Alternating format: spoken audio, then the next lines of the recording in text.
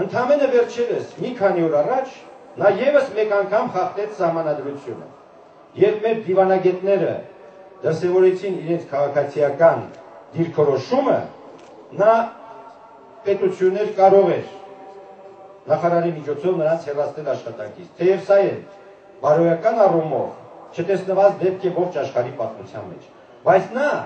նրանց զրկեց նաև իրենց դիվանագիտական կոչումներից, արտակարգ եւ լիազոր դեսպանի կոչումներից։ Այդպիսի իրավասություն նախագահը չունի մեր սահմանադրությամբ։ Այսօր այդ մարդը անընդհատ հեռուստաէկրաններից խոսում է, որ ինչ-որ մարդիկ խախտում են օրենքը եւ այլն, այսօր այդ մարդը նստած իր Բաղրամյանի նստավայրում